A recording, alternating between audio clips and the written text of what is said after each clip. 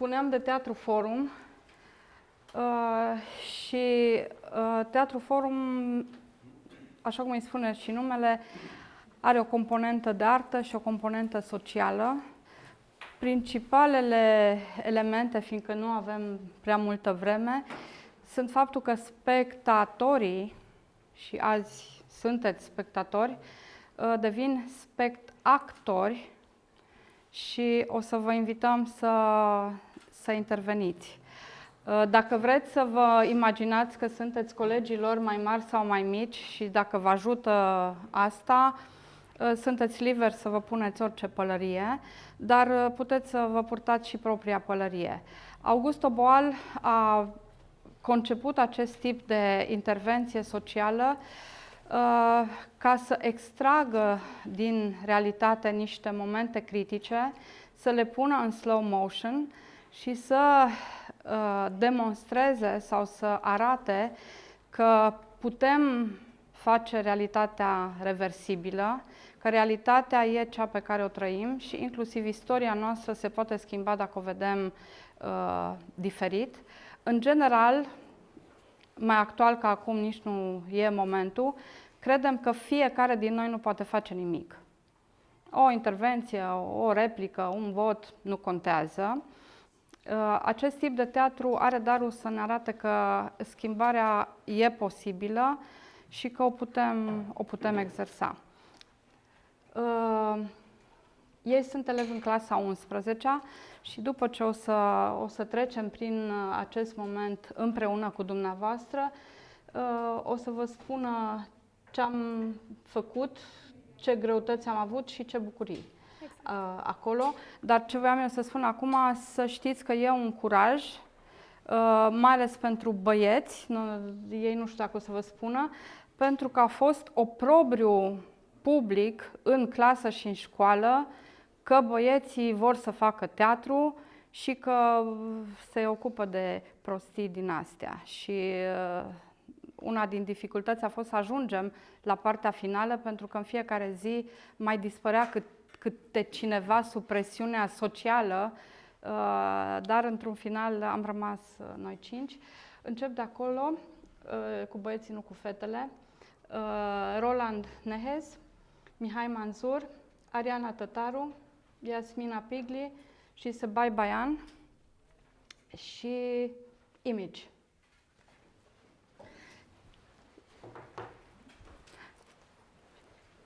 Scena e scurtă de tot, atât de scurtă că dacă nu o să fiți atenți, pe când vă faceți atenți s-a și terminat. Și o să o vedem de la cap la coadă odată. Action!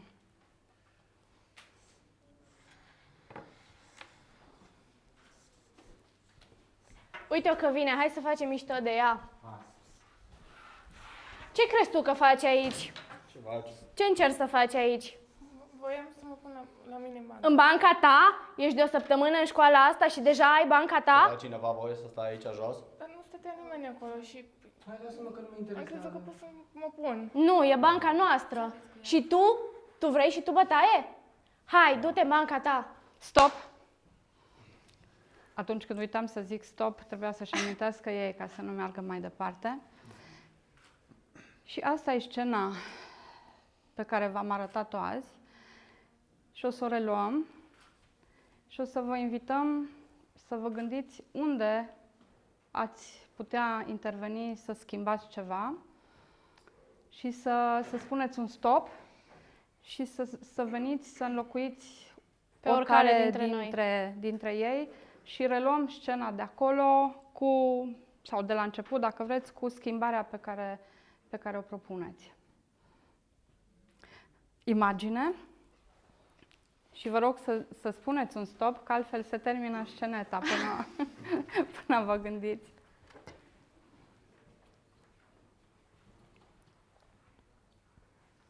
Acțiune.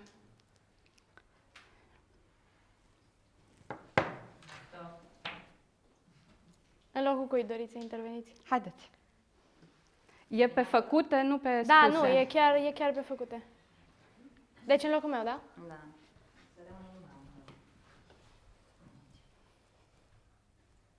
Action.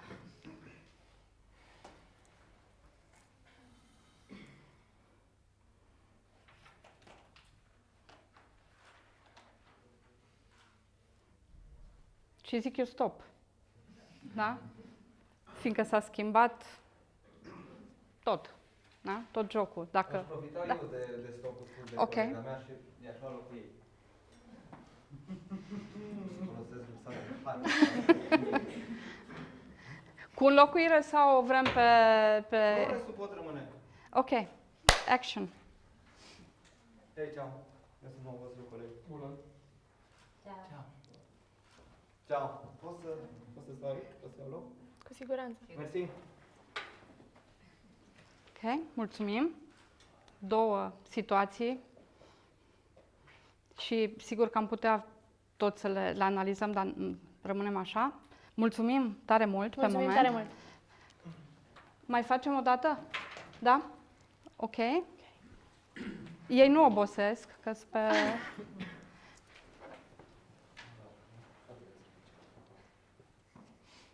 Acțiune.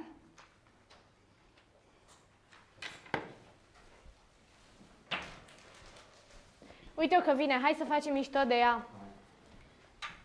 Ce încerci tu să faci aici? Unde te crezi? Voiam să mă pun la mine în bancă. În banca ta? Ești de doar o săptămână în școala asta și deja ai banca ta? Ți-a cerut cineva voie să stai aici? Dar nu era nimeni în bancă și am crezut că pot să mă pun. E banca noastră. Și tu? Tu? Vrei și tu bătaie? Treci. Da, zic eu stop. Că altfel. Cred că ne oprim aici și stați jos sau stați lângă mine. Hai. O să-i rog într-un minut, două să povestească ce vor, de fapt, că nu le spun ce. Îmi permit să încep eu și nu o să am un discurs foarte pompos. Tot a început în momentul în care doamna noastră directoare, doamna Mihaela Pascu, a vorbit cu cealaltă doamnă Mihaela și a rugat-o să vină la noi în școală, pentru că noi suntem clasa 11, exact cum spunea și doamna Mihaela. Din păcate sau din fericire, avem un caz concret în clasă, avem un băiat vulnerabil. Noi încercăm să-l integrăm, doar că exact cum s-a spus și mai devreme, nu el trebuie să fie adică și el trebuie să fie, dar noi mai mult decât el trebuie să fim pregătiți să-l primim.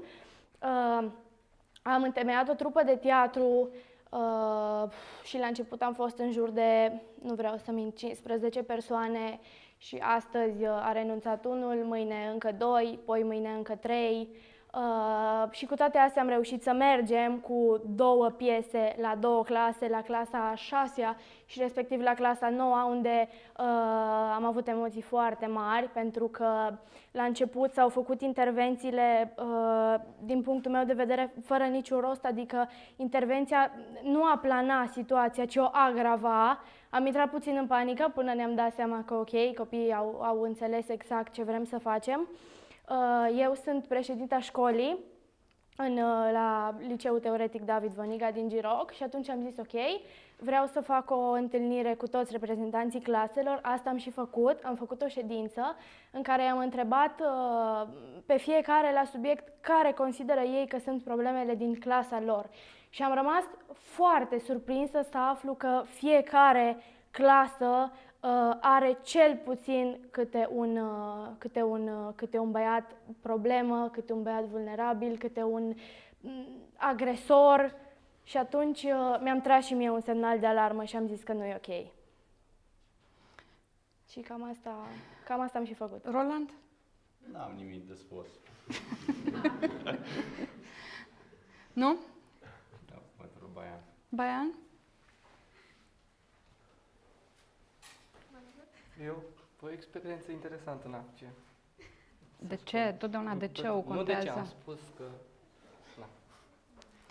Voi ați fost dintre cei care ați venit și v-ați retras și ați venit. Da.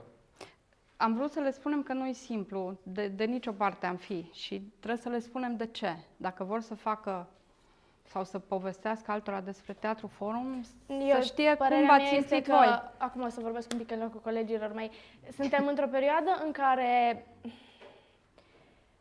Avem multe pe cap. nu asta vreau să spun. Da. Unii colegi, unii oameni nu pot înțelege și nu se pot pune în locul nostru și zic, ce și cu prostia asta, pentru ce trebuie ție să faci teatru? Oricum nu ajută pe nimeni și oricum nu se schimbă nimeni. Ba da, chiar ajută și chiar, doar că ei au fost influențați de colegi și cred că au stat mai bine și au analizat și în final au venit înapoi în Bun, trupa un noastră. argument atunci, dacă vă amintiți, și la clasa 6-a și la 9-a, un argument că e util și că contează sau că are o relevanță. Cred că vă referiți la Mă refer la băiatul, ce vă amintiți voi. Eu știu la ce mă refer, dar nu contează. Da, spune, povestește tu de Florian. Da, eu la clasa 9, în scena respectivă, eu eram agresorul. Și eu eram iar, cea agresată. Da. Și îmi băteam joc de ea pentru că muncea. Și un băiat a venit și a înlocuit-o și eu, bătând un joc de el, practic, mi-a spus că îl doare că îmi bat joc de el și că are și el sentimente. Și surpriza a fost că acel băiat e unul din cei mai degrabă agresivi decât mai degrabă victime. Da, și am fost nu foarte mi-am dat seama surprinși. atunci dacă pentru ei a fost surpriză, dar pentru mine sigur a fost că mi-a picat falca, că nu m-am așteptat ca el să vină și el să vrea să vină să fie victimă și să spună în clar, mă doare. Da? Ok? Da, asta e un exemplu.